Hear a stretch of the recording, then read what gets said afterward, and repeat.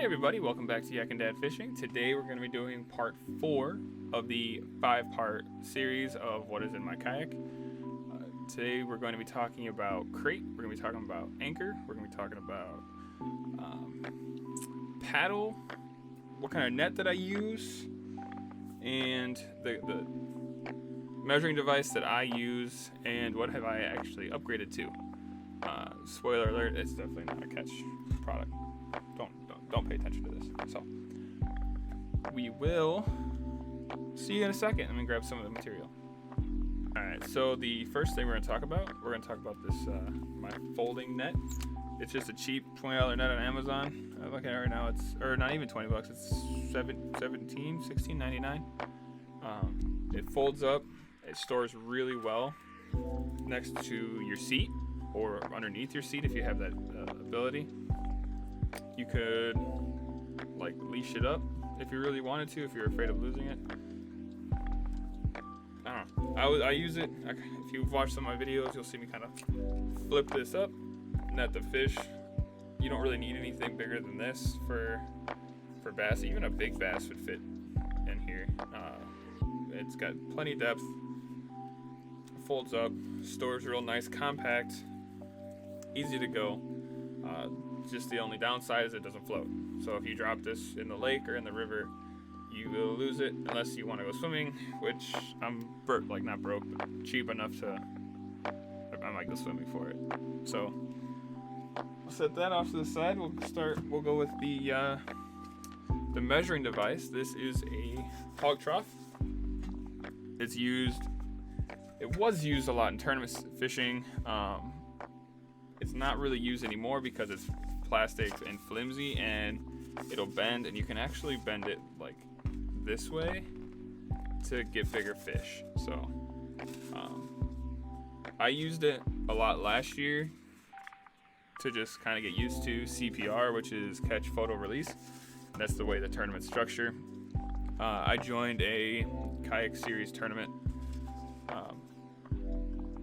like trail this year, and so I couldn't use this one, so I went with a catch board. So those are metal boards. You can have them engraved with whatever you really want. You have your name, your club, different logos. It has the catch logo on it and things like that. They are a little bit more expensive, but you kind of get what you pay for in terms of things like that. Another thing with those though is they don't float. They're metal. They will sink, so you have to have them on a tether. I think you'd be a little upset if you dropped one. So what's next? What we got next on the list? Talk about their anchor. So I didn't pull my anchor off my kayak. I definitely didn't want to have to redo it all over again. It's in place and it's set there. I'm not taking it off. It's where it's at. So that's gonna be the anchor wizard. So it's here up on the screen. I just have this, so it comes with a chute and this sort of, where is that on the screen? It's like right here. It has this sort of a crank style. You can tighten it up clockwise, and it'll pull your anchor up. If you go counterclockwise, it'll unlock it and allow it to free spool, and it'll deploy your anchor. Because I fish on the river a lot, I wanted a anchor trolley, so that way if I did get hung up or something, I could get up next to the anchor without having to like crawl up to the front nose of my kayak, and that would be sketchy because I'm kind of a bigger guy. You guys don't only see this much of me, but there's more down here. So I have a trolley on the side of my kayak. There's 1,000 videos on how to put those on. I think even KBF have one from I can't think of his name right now. It's gonna bug me. I don't have to think of his name. Fish Fusion Kayak Industry. Chad Hoover. I didn't have to look it up. It just came to me. All right, so Chad Hoover has done one about installing anchor trolleys with no drilling. I had that last year. I ran it a lot last year without drilling. It was kind of just a pain in the butt. It was a pain in the butt. So I bit the bullet this year, and I drilled holes in the side of my boat, which made me sad. But once you do it, you're fine. So you're good once on that part. We will talk about, let's get rid of that image. We'll go with the paddle.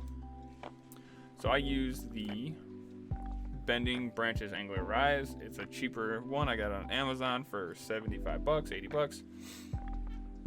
I got it in my size. I can't tell you what size it is right now because I don't know. I haven't looked. I measured, looked up the one I needed, and then that's the one I bought. It's a little bit heavier. It's aluminum. I haven't had any issues with it. I haven't been like sore coming off the water. I know I'm a younger guy compared to a lot of other people who enjoy kayak fishing, so it's not that big of a deal for me.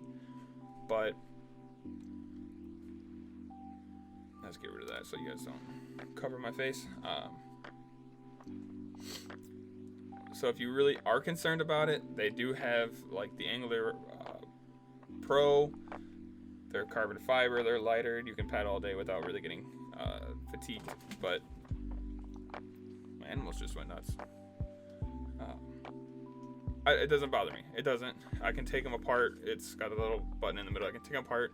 If I'm in too shallow water, you just use them as skis and you get out of that. So I really enjoy that it's just rough and tough and beat it up. And then I think for the final part of this video, we'll talk about the crate. That's gonna be kind of a pain in the butt to bring into frame here, but this is just a normal like $9 crate at Walmart. The rod tubes are new for me this year. I bought these also at Walmart. Those are big money. So I bought these at Walmart also just to add. Mostly because I was just using this last year. This is how I held all my rods in my crate. I think it's just like a quarter or an inch and a quarter PVC pipe cut into 1 foot sections, and it worked perfect. It was great. Didn't have any issue. I really just did the actual rod tubes for aesthetics. And then once I bought them, I realized I'm going to change it up, and I'm going with a completely different crate. But that worked for me great. It fits. Let me grab. It'll fit like 8 of these boxes in it with no issue. So it works really well for budget people. Piece of PVC is pretty cheap. You can probably find it on Facebook Marketplace or Craigslist if people still use Craigslist. And I just zip tied it. They're just zip tied to the crate. I could fit 3 on one side.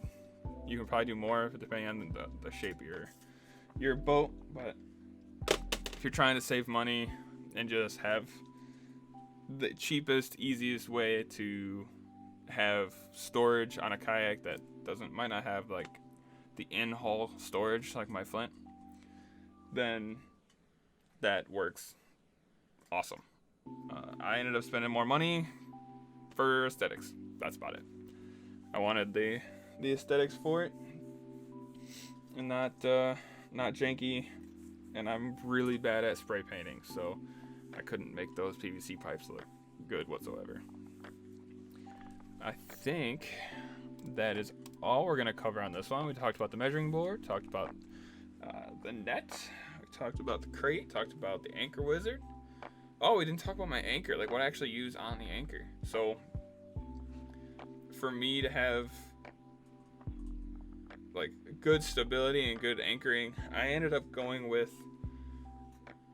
a 5-pound weight, just the 5-pound plate that you would put like for doing curls, things like that. I do have a regular anchor, like the one that like deploys and folds out. It does not hold me, so if I get into a decent wind, or it held pretty well in the current if it held onto rocks or whatnot. But if I was in sand or mud, it didn't hold me whatsoever. I would just drag, and there'd be times where I really wanted to fish this, bend in the river or something, and the current was just too strong, and it pulled me down, and I couldn't do anything about it.